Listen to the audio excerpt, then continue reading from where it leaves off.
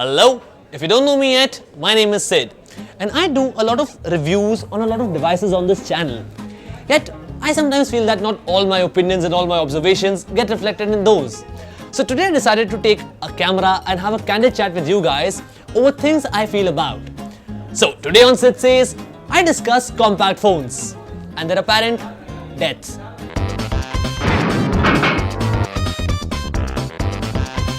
I remember watching this ad from Apple when they launched the iPhone 5. Your thumb, it goes from here to here. This bigger screen goes from here to here.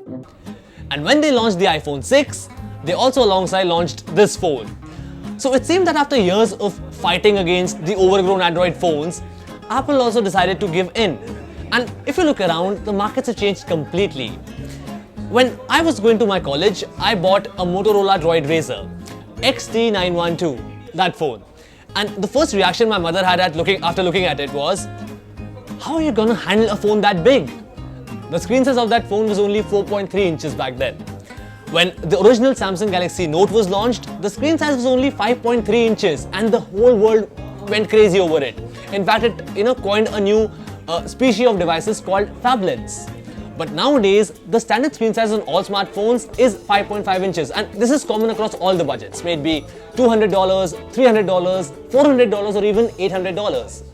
But the hands are still the same, so why this change? For one, I don't think it's a product of changing hands, but more about changing demands. Smartphones were one instruments used to make calls and only calls. Then came the iPhones and other smartphones and it became something more. They became occasional web surfing instruments along with email companions. However, modern day advancements have made smartphones more powerful than your computers. A OnePlus 3 has more RAM than a MacBook Air. Having said that, I believe that two things in particular have given a boost to this phenomena, and they are gaming and video watching. Now, both these tasks were earlier reserved for televisions or computers, both of which have by default bigger screens. However, if you take into account the pricing, under 40,000 a laptop is likely to get you an HD screen with LCD display. But under the same price bracket, a smartphone can give you a Quad HD Super AMOLED display panel. But even the resolution aside, bigger is better when it comes to gaming or video watching. So I do believe that YouTube mongers too have to be blamed for this. Again, bigger is better.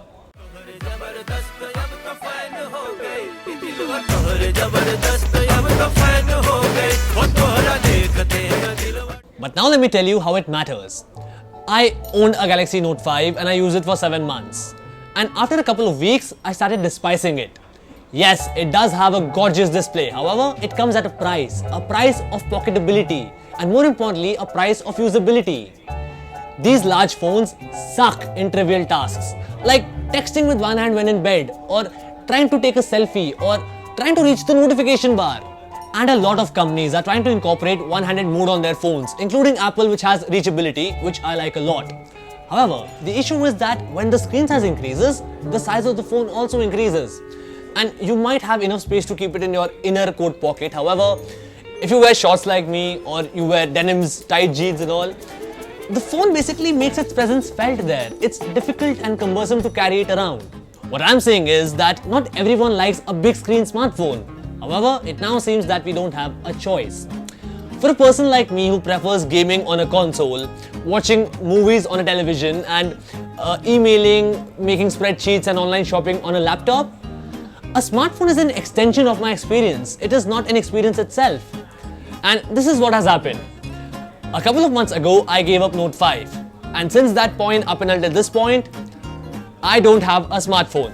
Yeah, I don't have a phone. And the reason I don't have a phone right now is because I wanted a compact phone. And so began my search of finding one of these. And the results are as follows. Currently, the two best compact phones you can buy are either iPhone 7 or Galaxy S7. However, they are a bit expensive and I didn't want to spend that much money on a smartphone because I tend to lose them a lot. And as it is, being a reviewer, I get new devices every week. So why spend on one device when I can try so many? So the next best option for me was, being a reviewer, I get new devices every week. It's the motherfucking Eagle Double G. Snoop Dogg. So the next best option for me was going for an iPhone SE. I love the iPhone SE. It's the perfect size, it's got good rear cameras, it's got good performance, it's got great battery life, and the designing is better than the current generation of iPhones. However, there is one small problem, pretty small. The front camera is only 1.2 megapixels. That's all. And in a day and age where most of our photos are from the front camera rather than the back one, this one was a major bummer for me. One more phone that I liked was Xperia Z5 Compact. The phone has a 4.6-inch HD display, it has great battery life, good cameras, it is even waterproof. Two issues. Number one, it's not officially available in India. And number two, it only has 2 GB of RAM. And this is a major bummer. It seems that when smartphone manufacturers reduce the screen size, they also reduce the specifications of the phone. Nexus 5X, plastic body, 2 GB of RAM. Sony Xperia Z5 Compact, 2 GB of RAM. Galaxy A5, 2 GB of RAM. Moreover, for me, compact is not 5 inches. It's actually under 5 inches. But there are two phones in the market, if you are after 5 inches, that give you great specifications. And these are Xiaomi Mi 5 and Lenovo Zook Z2 Plus. Great processing, great performance, great cameras, great pricing, great design. In fact, I've used them both and sold the latter one. I've used Xiaomi Mi 5 and sold it because I had some issues with Xiaomi's durability. May just be a defective piece for me. But what I'm saying is that you still have options. Even Asus Zenfone 3 is there. But what about 2017? What about phones under 5 inches or 5-inch phones themselves? Are we going to see more of those next year? Are we going to see less of those next year? Do we only have to choose between Samsung and Apple? Is Apple iPhone SE going to have a successor? Well, tell me what you think about these things in the comment box below. But here is what I envisage.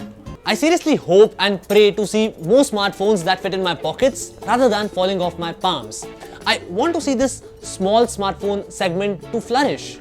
I know we want bigger screens to play games and watch movies and all that, but there has to be a way out. May it be foldable displays or inbuilt projection. But what I want to see more is a powerful compact budget phone. Currently, being a reviewer, there is no phone under 15,000 that I can recommend to you which has a good 5-inch display. OnePlus X seemed compelling, but now it's dead.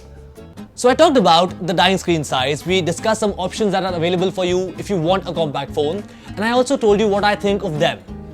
But what is more important for me is to know what you think of them. Are you happy with this shift? Are you happy with phones getting bigger and bigger? Or you too expect to see some compact powerful phones sometime soon? Well, tell me your preference in the comment box below, and do tell me via likes and comments, should I do more of SyD SayS or not? Also, do share this video with a lot of people so more people can participate. I am SyD, you can come back to see more videos here. Ciao.